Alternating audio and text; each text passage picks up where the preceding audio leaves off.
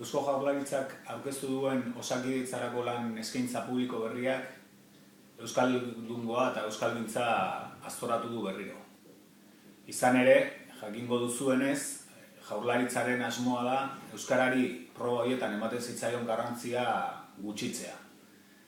Haren arrazoiamendua edo arrazoia da, berez lehenago zenbait jende garrantzi gehiegi eman nahi diola euskarari eta egoera dagoen bezala ezin zaiola horrelako garrantzirik eman. Beraz, ondorioa da, garrantzia kenduko diotela. Eta diote Espainiako profesionalei eta atea ireki nahi dietela, bestela herri bat pobretzen joaten delako, ezta?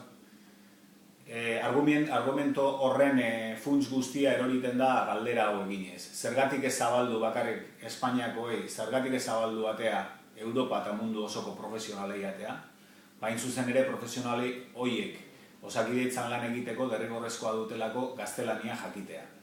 Eta gertatu daiteke gainera, profesional hoietan egotea Ipar Euskal Herriko profesionalen bat ona dana, euskeraz dakiena, frantsesez dakiena, baina gaztelania ez, eta Osakidetzan ezingo lukena lan egin. Beraz, badakigu neurri horren atzean dagoena da azken finean, betiko euskal hiztunen marginazioa eta zokoratzea, ezta? Ze azken finean, profesionalak ekartzen balin badia Osakidetzara eta profesional horiek euskeraz ez balin badakite, bezeroek derrigorrez egin beharko dute erderaz. Eta gainera kontuan eduki behar dugu ez bakarrik euskaldun elebidunak, baizik eta gaur egun milaka ume daudela euskaldun elebakarrak direnak, eta euskaldun elebakar horiek erraldun elebakarrekin ezin dute elkar ulertu. Eta beraz, itzulpen lana egin beharko du haien gurasoak edo haien zaintzaileak. Moderazioaren mozorroa jartzen balin badu ere, Jaurlaritzaren hizkuntza politika gero eta argiago gelditzen ari da, ez? Eta beti ere euskararen aurkakoa edo ahulenaren aurkakoa, ez? Azkeneko aldian jakin ditugu hainbat albiste, esate baterako hezkuntzan hainbat irakasle, 100 irakasle kontratatuko dituztela lehen profila bakarrik akreditatu beharko dutenak, alegia ez dutenak akreditatuko euskera behar beste jakitea.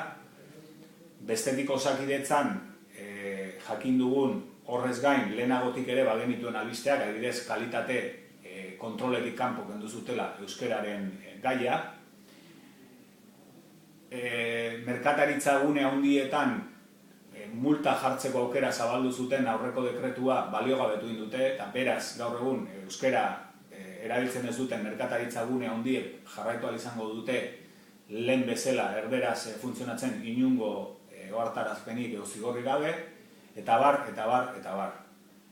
Egoera horretan egin daiteke gainea balorazio politiko bat, eta da gaur egungo Jaurlaritzaren egoera politikoa, ezta? Azkeneko hauteskundeen ondoren ikusi da inoiz baino gehiago oso gutxiengo politikoan dagoela PPek babesten duen PSOEren Jaurlaritza, eta horrek ere eragiten du hausnarketa, eta da zergatik ari dira horrelako neurriak hartzen jakinda babes politiko eta sozialik inondik inora ez dutela, ezta?